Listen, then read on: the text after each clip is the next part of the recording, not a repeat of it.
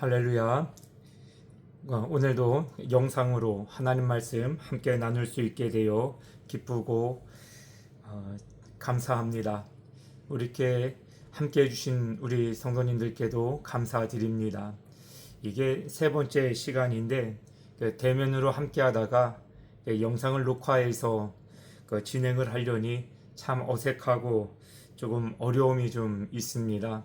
그래도 하나님께서 우리에게 주시는 말씀을 어떻게든 함께 나누고자 하는 열심이 또 우리에게 이런 자리를 통하여서 함께 할 수 있게 하신 것 같아 너무도 감사하고, 우리 성도님들도 동일한 어색함이 있겠지만 또 이렇게 참여해 주셔서 큰 힘이 되고 감사한 마음입니다.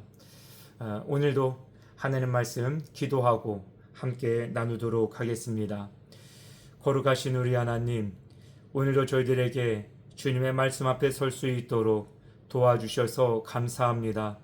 우리보다 오래전에 먼저 산 자들의 기록을 통하여서 이 시대를 살아가는 우리 모두가 어떻게 해야 하나님 말씀 앞에서 진실되고 복받는 인생이 될지 깨닫게 하시고 교훈 삼게 하시니 감사를 드립니다. 말씀을 통하여 말씀대로 사는 것이 무엇인지 잘 배우게 하시고 잘 훈련하게 하시고 잘 살게 해 주시옵소서. 그것이 주님의 영광을 드러내는 삶이 되게 하시고 그런 삶의 각고의 노력들을 하나님 바라보실 때에 주님의 기쁨이 되는 삶이 되게 하여 주옵소서. 오늘도 성령님 우리 모두의 스승 되어 주시어서 하나님 말씀을 배우게 하시고 마음속에 새겨 우리의 삶의 족적에 흔적으로 남기며 살아갈 수 있도록 도와주시옵소서. 예수님의 이름으로 기도드립니다. 아멘. 우리 지난 시간에 이어서 남북 분열의 이유, 우리 지난 시간 내용을 잠깐 복습하고 오늘 두 번째 이유 이어서 살펴보겠습니다. 남북 분열의 이유, 우리 지난 시간에도 생각해 보았던 도표입니다. 남북이 분열됩니다. 물론 이스라엘 나라 이야기를 하는 것이죠. 맨 위쪽에 남유다고 아래쪽으로 화살표가 되어 있는 것이 위쪽이 북이스라엘의 역사고 아래쪽이 남유다의 역사입니다. 결국 남북 왕국이 이제 무너지게 되어지는 것은 하느님 앞에 범죄함 때문입니다. 죄를 지었다는 것입니다. 그 죄의 치명적인 죄가 우상 숭배였습니다. 하나님께서 이스라엘 백성들을 하나님의 거룩한 선민으로 불러 택하여 주셨지요. 그리고 누차 강조하여 말씀하신 것이 우상 숭배를 하지 말라는 것이었습니다. 오직 하나님 한 분만 잘 섬기면 복된 민족이 되어졌고, 하나님 말씀 외에 하나님 외에 다른 신들에게 한눈 팔면 그것이 우상 숭배이죠.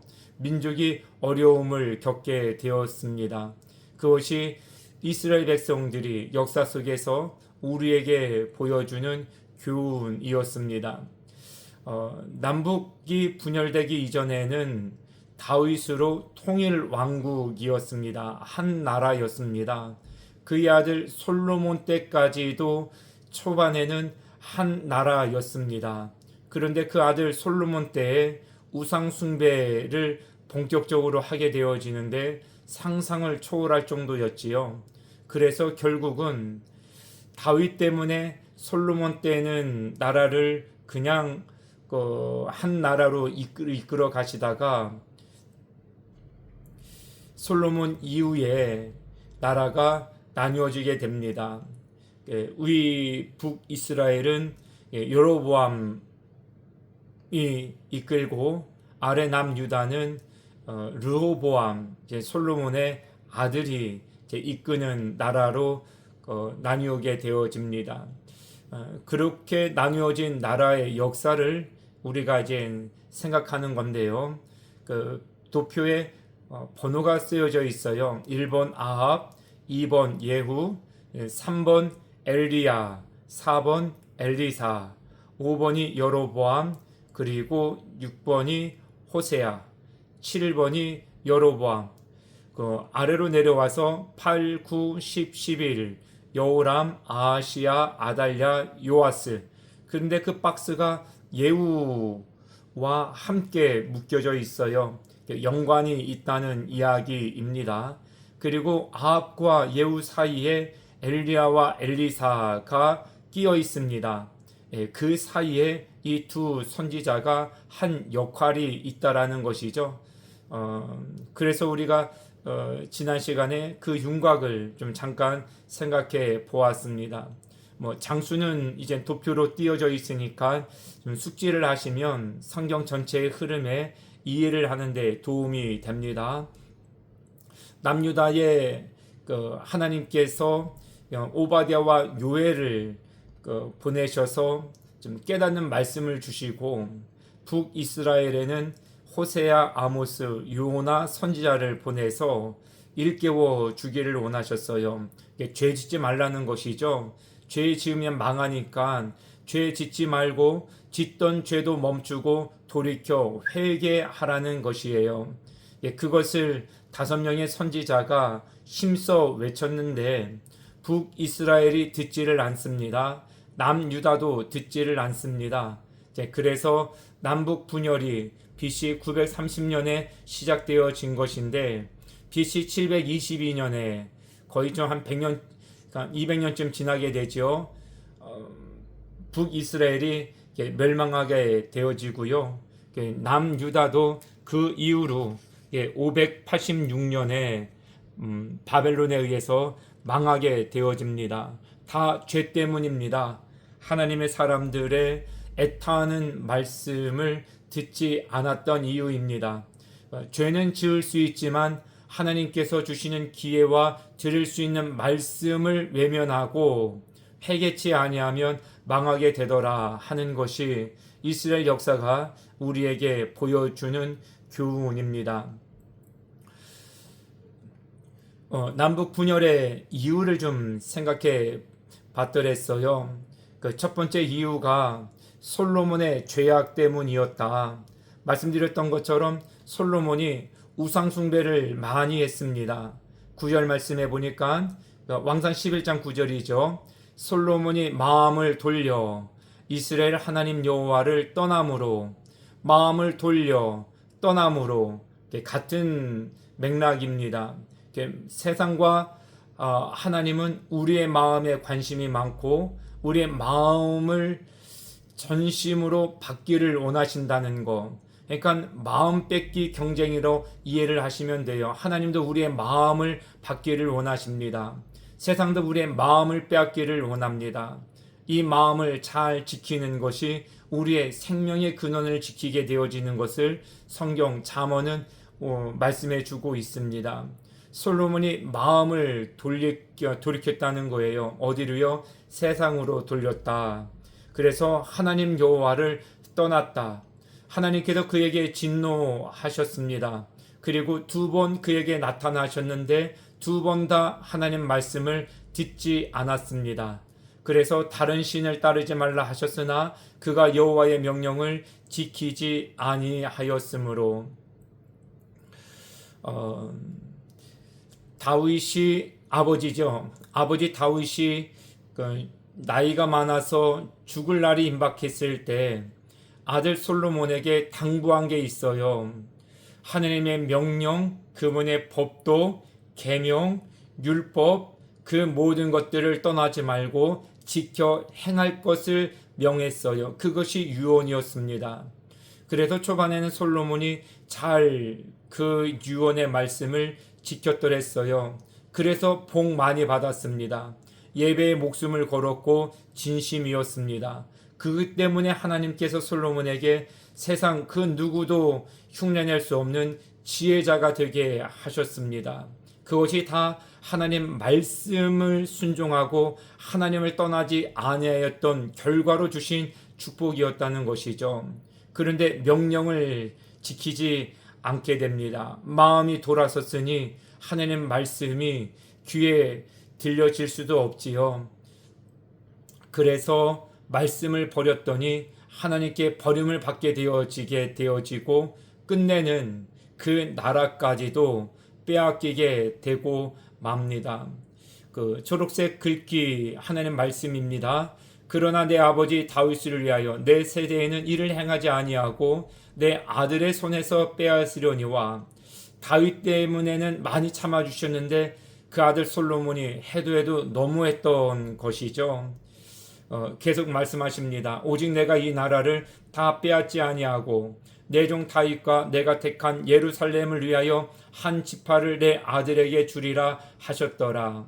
우리가 나중에 생각해 볼 르호보암이 내 아들이 되어지는 것이죠.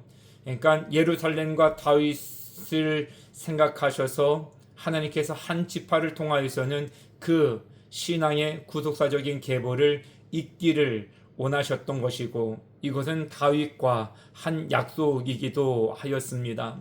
이런 솔로몬의 죄악이 남유다와 북이스라엘로 분열되어지는 이유가 됐다라는 것이에요. 두 번째 이유가 여로보암이라는 노역관리의 등장이에요. 아이야를 통해서 옷을 12조각을 찢지요. 여로보암에게 10조각을 주고 솔로몬의 아들 르호보암에게 한 조각을 줍니다. 그래서 10지파가 북이스라엘을 이루고 한 지파 유다가 남유다를 이루게 되어집니다. 이렇게 되어진 것도 아이야를 통해서 하나님 예언하셔서 말씀을 주신 것인데 솔로몬의 죄악 때문이었습니다. 세 번째, 세금 문제가 도화선이 되어집니다. 사실상 솔로몬의 죄악의 우상 숭배가 주된 이유가 되어지고요. 겉으로 드러나는 일은 세금 문제 때문으로 비춰지는 형국입니다. 아버지 솔로몬이 죽고 이제 아들 르호보암이 왕이 됐잖아요. 백성들이 찾아와서 세금 때문에 너무 힘드니까 세금을 좀 경감해 달라고 요청을 했어요. 그래서 르호보암이 첫 번째 그룹인 자기 나이 또래 사람에게 먼저 묻습니다. 이렇게들 요청을 하는데 어떻게 하느냐고 했더니 제 또래 친구들이 초반부터 이렇게 살살 나가면 왕의 채통이 서지 않는다 이런 식으로 자문을 해줘요. 그래서 아버지보다 더 세게 나가라고 얘기를 합니다. 그런데 이제 또 한 그룹인 아버지를 섬겼던 경륜이 있는 관료들에게 좀 찾아가서 다시 자문을 구해요. 세금을 경감해달라고 얘기를 해요. 그래서 아버지 솔로몬은 성전도 짓고 왕궁도 지으느라고 세금을 많이 거둘 수밖에 없었지만 이제는 그런 일들이 다 멈추고 완공이 됐으니까 세금을 경감시켜줘도 됩니다. 그런데 노인들의 자문을 버리고 젊은이들의 자문을 받아들이게 되지요. 결국은 여로보암 전에 아이야를 통하여서 말씀하신 예언대로 북이스라엘이 나누어지게 되어집니다. 그러니까 이것이 남과 북의 분열의 첫 번째 이유였다라는 것을 우리 지난 시간에 생각해 보았습니다. 솔로몬의 죄악, 여로보암의 노역의 관리, 세금 문제의 도화선. 오늘 이어서 두 번째 주제 여로보암에 대해서 함께 생각해 보겠습니다. 남북 분열의 두 번째 이유, 이제 역사를 이제 보시면 되겠어요. 첫 번째 왕, 북이스라엘은 여로보암이에요. 나중에 보겠습니다만 남유의 유다의 첫 번째 왕은 르호보암이에요. 그러니까 위로는 다윗의 혈통이 아니에요. 아래 르호보암으로 남유다 왕이 그 이후에 다윗의 계보를 잇는 왕족이 되어집니다. 남과 북이 나누어집니다. 우리나라처럼 갈라서게 되어진 겁니다. 북이스라엘의 여로보암, 이야기입니다. 북이스라엘은 19왕 9왕조예요. 19왕인데 9왕조라고 하는 것은 왕좌가 늘 빼앗기고 뺏기는 그런 구조였다는 것이에요. 남유다는 20왕인데 1왕조예요. 그냥 한 계보를 계속 이어왔다는 것을 보여주는 것이죠. 북이스라엘은 그런 측면에서 남유다보다 역사가 좀 시끄럽습니다. 기록도 참 이랬다 저랬다 좀 어수선한 면이 있어서 좀 한눈으로 이해하기가 조금 어지러운 면도 좀 있어요. 그거를 감안하시고 우리 여로보암 첫 번째 왕입니다. 내용은 왕상 12장부터 15장의 내용을 담고 있습니다. 여로보암의 죄가 무엇인가? 열왕기상 12장에 소개되어지고 있는데 금송아지를 섬긴 일이에요. 금송아지를 섬긴 일은 다른 게 아니고 이제 남과 북이 나뉘어졌잖아요. 그런데 예루살렘에 가서 예배를 드려야 되는데 분열된 것 때문에 예루살렘에 가서 더 이상 예배를 드릴 수 없게 된 것입니다. 그것이 28절에 말씀하고 있어요. 이에 계획하고 두 금송아지를 만들고 무리에게 이르기를 말하기를 너희가 다시는 예루살렘에 올라갈 것이 없도다. 이스라엘아, 이는 너희를 애굽 땅에서 인도하여 올린 너희의 신들이라 하고 하나는 베델에 두고 하나는 단에 둔지라. 여로보암이 죄를 지은 것이 이것이에요. 그러니까 예루살렘으로 가서 하나님 앞에 예배를 드려야 되는데 남북이 분열되어져서 갈 수 없으니까 의무의 장소 베델과 단 두 곳에 제단을 만든 겁니다. 그리고 난 다음에 금송아지를 만든 거예요. 두 개가 필요했겠지요. 베델과 단의 한 곳에 각각에 두어야 하니까. 금송아지 사건은 이스라엘 백성들이 출애굽할 때 모세가 하나님의 말씀을 받기 위해서 시내 산에 올라갔는데 백성들이 지도자가 눈에 안 보이니까 두려운 거예요. 그래서 눈에 보이는, 그래서 보면서 안심이 될 만한 금송아지를 하나 만들어 놓고 이것이 우리를 애굽에서 이끌어낸 여호와 하나님이다. 그렇게 이름을 붙이자 하고 금송아지 우상을 섬기기 시작을 한 것입니다. 그런데 이것에 대하여서 하나님께서 크게 노하셨습니다. 심판하셨습니다. 징계하셨습니다. 십계명에 하나님께서 제일 먼저 말씀하신 것이 어떤 우상도 만들지 말라는 거예요. 어떤 형상도 만들지 말라는 거예요. 그 형상이 하나님이라고 함부로 이름을 붙여서 그렇게 섬기지도 말라는 것이었어요. 그런데 이스라엘 백성들 툭하면 보이는 형상을 만드는데 금송아지를 만들고 이것이 우리의 하나님이다. 그런 식으로 스스로 속었던 것이죠. 이것이 이제 화근이 되어집니다. 더 나아가서 또 뭘 하게 되느냐 하면 세 번째요. 산당을 세웠다라고 하는 것은 하나님을 위한 산당이기는 했지만 금송아지를 놓아야 될 처소로서의 산당을 생각하시면 돼요. 그건 나중에는 이렇게 만들어진 산당이 우상을 위한 산당으로 더 타락해버리게 되어집니다. 세 번째 여로보암의 죄가 뭐냐면 제사장을 레위 지파가 아닌 다른 지파에서 불러와서 세웠다는 것입니다. 그가 또 산당을 짓고 레위 자손 아닌 보통 백성으로 제사장을 삼고 또 실수한 게 8째 달 곧 그 달 15째 날로 절기를 정하여서 그냥 8월 15일이에요. 우리에게는 광복절이어서 애우기가 쉬운데 8월 15일을 절기날로 정한 것입니다. 중요한 것은 다음 말씀이에요.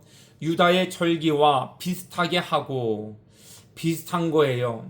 그러니까 처음부터 심각한 죄를 짓는 것은 아닌 것 같아요. 사람이 거짓말을 할 때도 되게 긴데 아닌 것처럼, 아닌데 긴 것처럼 좀 비스무리하게 만드는 데서부터 거짓의 죄가 시작되어지잖아요. 그 남을 속일 때 정말로 생뚱맞은 걸 갖다가 그렇게 하진 않아요. 그러니까 사람들이 짝퉁 제품을 만들 때도 이게 진짜인지 가짜인지 조금 애매하게 만들어 놓고 사람을 속이게 되어지지 않습니까? 그 하느님 앞에 죄를 지을 때 그 형태가 거의 이와 같이 유사하다라는 것을 볼 수 있어요. 비슷한 거예요.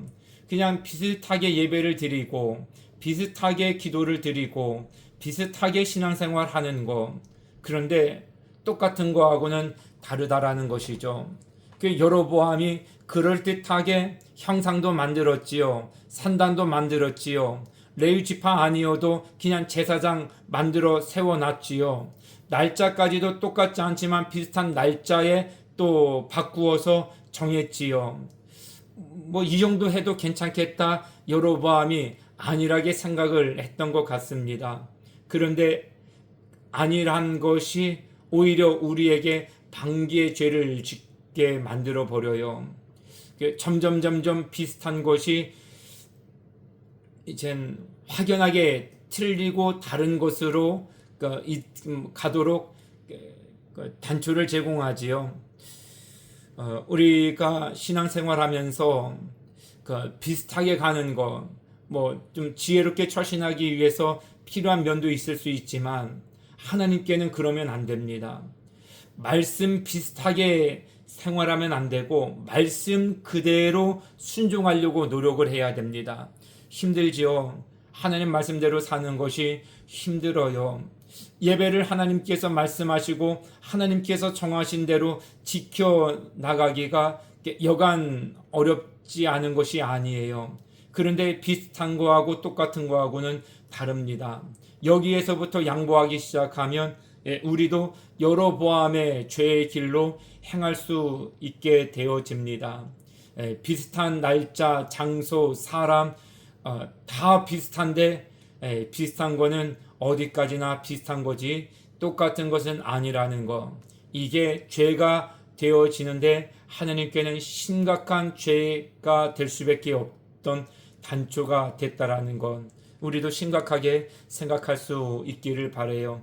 그래야 하나님께 복받을 만큼 분명한 하나님 말씀의 사람으로 살아갈 수 있게 되기 때문에 그렇습니다. 두 번째 여로보암의 죄가 무엇이냐? 하나님의 사람과 늙은 선지자. 12장에서 저런 유사품의 우상 숭배의 단초를 만들게 되어지는데 하나님의 사람이 나타나요. 그래서 그렇게 하지 말라고 이야기를 전해줍니다. 하나님의 사람이 제단을 향하여 그 제단이 위에 이제 금송아지 제단을 얘기를 합니다. 여호와의 말씀을 외쳐 이르되 제단아 제단아 여호와께서 이와 같이 말씀하시기를 다윗의 집에 요시야라 이름하는 아들을 낳으리니 그가 내 위에 분향하는 산당 제사장을 내 위에서 제물로 바칠 것이요 또 사람의 뼈를 내 위에서 사르리라 하셨느니라 하고 그날의 때가 되어지면 제단이 갈라지며 그 위에 있는 재가 쏟아지리라. 그 제단에 이제 불을 태워서 하느님 앞에 예배를 드리니까 타고난 재들이 수북히 쌓여 있을 거잖아요. 그런데 이 모든 재단이 다 제단이 갈라지면서 쏟아질 것이다. 이렇게 예언을 하는 것이에요.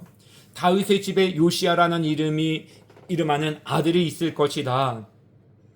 정말로 요시야라는 인물이 등장하게 됩니다. 남유다에 정말로 다윗의 길로 행하였던 몇 명의 왕이 있지요. 히스기야가 있었고 또 요시야가 있었습니다. 조금 아쉬운 아사 왕도 있었는데 이젠 하나님은 요시야를 중요하게 보게 되는 것이죠. 그 인물을 통하여서 하나님의 본 제단이 회복되어질 것이다 말씀을 하시는데 이 말씀을 하나님의 사람이 전할 때에 여로보암이 손을 내밀면서 이제 뭐 화가 난 거죠. 이게 지금 뭐 하는 짓이냐고 막 손을 막 휘저어가면서 그만하라고 막 하게 됩니다.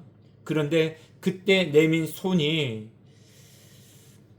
하나님의 벌을 받게 되어져요. 그래서 여상치 않게 되어집니다. 잘 움직일 수 없는 팔이 되어지죠. 다시금 여로보암이 하나님의 사람에게 기도를 요청을 해서 기도를 받고 나서 다시금 팔이 여상하게 되어지는 상황도 또 겪게 되어집니다.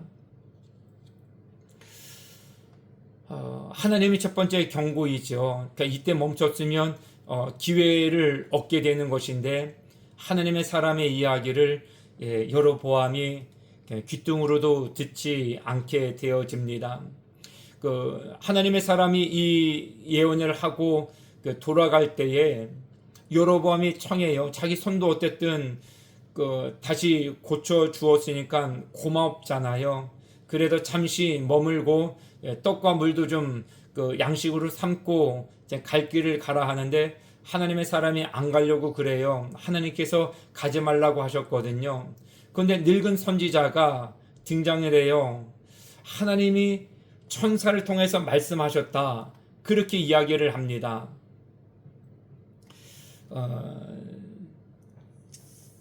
천사를 통하여 말씀하셨다. 이쯤 되어지면 뭐 우리도 신앙생활 할 때 그게 취약하잖아요.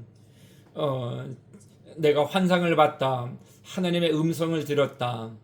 내가 천사의 도움을 받았다. 뭐 이런 표현을 사용하게 되어지면 신앙생활 깊게 하시는 분들은 거의 귀담아 들을 수밖에 없게 되지 않을까요? 하나님의 사람도 그랬더랬어요.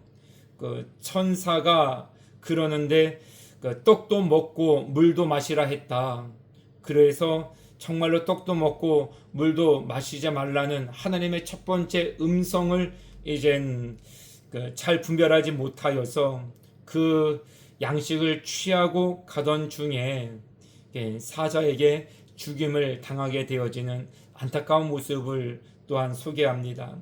이 사건을 통해서 우리에게 주는 교훈은 분별하는 것이 중요하다라는 것이죠. 거짓 선지자들도 우리를 많이 속여요. 그냥 막 우기는 사람들, 나도 성경을 안다 막 얘기를 하잖아요. 나도 기도했다 막 그렇게 주장을 하면 뭐 좀 기도 좀 소홀히 했다 싶으면 내가 틀렸다 이런 생각이 들 수가 있어요. 그런데 비슷하게 말하는 사람들도 다 하나님 뜻 운운하거든요. 그런데 정말 분별하는 영이 중요해요. 우리가 신앙생활을 오래 했다라는 것으로 안도할 게 아니라 더 깊은 기도의 사람, 말씀의 사람에 되어서 무엇이 정말 하나님께서 우리에게 들려주길 원하시는지 말씀인지 그거를 분별하는 자리까지 저도 우리 성도님들도 더 부단히 이르도록 노력하고 힘썼으면 좋겠습니다. 마지막 아들 아비야와 선지자 아이야 이야기예요. 하나님은 여로보암이 죄를 짓는 것을 막아서기를 원하셨지요. 남북이 나누어지긴 했지만 그래도 나눠진 상태여도 하나님을 경외하는 민족이 되기를 하나님 원하셔서 자꾸 막으시는 것이에요. 하나님의 사람을 보냈는데도 여로보암이 듣지 않으니까 하나님께서 선지자 아이야를 보내요. 그래서 아이야를 통하여서 여로보암의 아들이 있었거든요. 그 아들이 아비야예요. 아비야가 아픈 겁니다. 그 아버지를 깨닫도록 하시기 위해서 아들을 하나님께서 사용하시는데 아버지가 너무 완악한 거예요. 그 완고한 마음을 꺾지 않는 것입니다. 그래서 아픈 아들 때문에 본인이 직접 남들 눈 때문에는 선지자를 찾아가지는 못하고 아내를 보내요. 몰래 선지자 아이야에게 보내게 되어지는데 하나님께 지은 죄 때문에 아들이 죽임을 당할 것이다라는 슬픈 소식을 듣게 되어집니다. 이때도 선지자 아이야를 통해서 하나님께서 말씀하신 기준이 다윗이었어요. 왜 여로보암 너는 다윗의 길로 전심으로 나를 따르지 아니하느냐, 다윗처럼 정직하게 행하지 않느냐, 이거를 말씀하셨거든요. 다윗의 길로 행하지 않을 뿐만 아니라 성경은 이전 사람들보다 더 악을 행하였다, 나를 위하여 다른 신을 더 열심히 만들었고 결국은 나를 노엽게 하고 나를 내 등 뒤에 버렸다, 하나님 이렇게 직접적으로 표현을 하셨습니다. 결국 아버지 여로보암이 아들이 아픈데도 돌이키지를 않아요. 아들은 그것으로 인하여서 죽임을 당하게 되어집니다. 참 슬픈 일입니다. 정말 죄는 우리에게 치명적이에요. 민족 분열뿐만 아니라 가족을 잃게 하기도 하고 건강을 상하게 하기도 하고 여러 가지 물질적인 고통을 겪기도 하게 되어지고 다 죄 때문에 그렇습니다. 하나님 말씀을 버리지 아니하면 우리가 형통한 자의 삶을 살게 됩니다. 그런데 이스라엘 백성이 왕부터 저렇게 비슷하게 우상숭배를 해나가는 쪽으로 길을 정하니까 백성들이 또한 가족들이 고통을 당하게 되더라. 사랑하는 성도 여러분, 하나님을 잘 섬기는 것 정말 중요합니다. 우리도 잘 사는 것도 중요하지만 우리 자녀들 잘 살도록 하기 위해서도 하나님 잘 섬겨야 됩니다. 그냥 내 임의대로 비슷하게 신앙생활하는 것이 무서운 죄가 되어진다는 것을 오늘 여로보암의 죄를 통하여서 보게 됐습니다. 그러니까 비슷하게 유사품으로 신앙생활하지 말고 정말 참 그리스도인이 되어서 신앙생활 해보려고 우리 야무지게 마음을 먹으면 좋겠습니다. 그냥 대충 얼버무려서 그냥 비슷하게 예배하고 비슷한 모조품 그리스도인처럼 모조품 예배자인 것처럼 우리 그렇게 살지 말고 이것이 정말 심각한 죄라는 것을 깨닫고 우리 자녀들에게도 그런 길 걷지 않을까 이런 두려운 마음으로 진짜 그리스도인의 모습, 진짜 예배자의 모습, 정말 하나님 경외하는 자가 어떻게 살아가는 것인가를 우리가 삶으로 체득하고 우리 자녀들에게 가르칠 수 있는 우리 그런 신실한 믿음의 종들이 다 될 수 있기를 바랍니다. 여로보암 집에 재앙을 내리기로 하나님께서 말씀하심을 보여주시고요. 마지막 아이가 죽게 될 것을 말씀해 주셨습니다. 아들 나답이 왕이 됩니다. 이젠 아비야가 이제 죽으니까 여로보암의 또 다른 아들 나답이 왕이 되고요. 남유다 역사도 소개해주고 있습니다만 르호보암 솔로몬의 아들이에요. 그의 아들 아비암 그리고 아사 왕으로 이어지는 계보를 소개해 줍니다. 열왕기상 13장부터 그러니까 15장부터 시작해서부터는 이스라엘 이야기와 남유다 역사가 번갈아 가면서 소개가 되어집니다. 그래서 조금 이해하는 데 어려울 수 있겠지만 또 집중해서 함께 또 한 챕터 한 챕터 이렇게 진행해 나가다 보면 또 큰 윤곽을 잡을 수 있지 않을까, 줄기를 잡을 수 있지 않을까 생각합니다.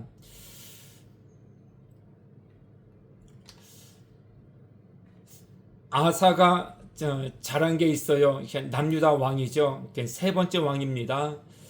아사가 그의 조상 다윗과 같이 여호와 보시기에 정직하게 행하여 앞서 말씀드렸던 것처럼 다윗이 기준이에요. 정직하게 행하였다. 우상을 없앱니다. 아세라 상을 만든 어머니를 태우의 자리에서 폐합니다. 기드론 시냇가에서 불살라 버립니다. 근데 문제가 이것이에요. 14절 다만 산당은 없애지 아니하였다. 그러나 아사의 마음이 일평생 여호와 앞에 온전하였다. 참 아쉬운 것이 산당을 없애지 아니하였다. 아마 그 산당을 우상을 다 제하고 하나님을 섬기는 처소로 삼으려고 한 것은 아니었는가 하는 생각이 드는데 죄를 청산할 때는 정말로 말끔하게 청산해야 될 필요성이 있다는 것을 이 말씀을 통하여서도 깨닫게 해줍니다.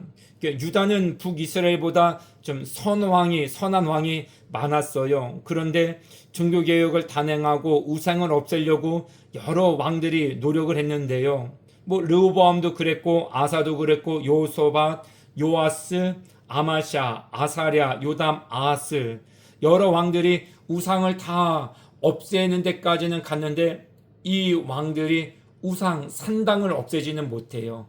참 아쉬운 대목입니다. 그러니까 여기까지 해서 두 번째 분열 왕국의 이유와 배경을 좀 생각해 보았습니다. 여로보암의 죄에 대해서 생각해 보았지요. 왕상 12장에서 15장의 내용이고요. 금송아지를 섬기게 되어집니다. 베델과 단에 세우게 되어지죠. 그리고 산당을 세워서 우상 숭배의 거처를 마련하게 됩니다. 레위 제사장을 레위 지파가 아닌 다른 지파로 세우죠. 일반 백성들로 세웠어요. 절기를 바꾸어 버립니다. 절기의 날짜를 8월 15일로 임의로 바꿔버린 것이죠. 이게 임의로 신앙생활하는 것 정말로 무서운 것입니다. 하나님의 사람과 늙은 선지자 이야기가 13장에 소개됐고요. 아들 아비야와 선지자 이야기가 소개되어집니다. 왕상 14장이고요. 아들 나답이 왕이 되고 남유다 계보입니다. 뭐 다음 주에도 계속 생각해 볼 거예요. 르호보암 그리고 아비암 아사 왕으로 이어집니다. 이것이 왕상 15장 이야기입니다. 오늘 여기까지 하나님 말씀을 생각해 보았습니다. 비슷한 모조품 같은 신앙생활 위험합니다. 우리는 다윗처럼 하나님 앞에 정직하게 행하기를 늘 힘써야 되겠습니다. 오늘 이렇게 해서 분열 왕국 시대의 두 번째 주제 여로보암에 대하여서 생각해 보았습니다. 오늘도 함께 해주셔서 감사합니다. 기도하고 마치겠습니다. 하나님, 오늘도 저희들에게 귀한 말씀 주셔서 감사합니다. 우리가 정말로 죄가 무서운 것을 알게 해주세요. 마음을 세상에 두지 말고 온 마음을 하나님께 두고 신앙생활할 수 있게 도와주세요. 비슷하게 하지 말고 똑같이 말씀을 그대로 순종할 수 있게 하여 주시기를 원합니다. 유사품 그리스도인 되지 말고 모조품 예배자 되지 말고 하나님 앞에 온 마음과 뜻과 정성을 다하여 살아가는 순종하는 참 이 시대의 그리스도인으로 살게 도와주시옵소서. 다윗의 길로 행할지언정 하나님 마음을 세상에 두고 모조품 그리스도인으로는 살지 아니하도록 우리들을 인도하여 주옵소서. 예수님의 이름으로 기도드립니다. 아멘. 감사합니다. 함께 해주셔서 감사합니다. 우리 다음 시간에 뵙도록 하겠습니다.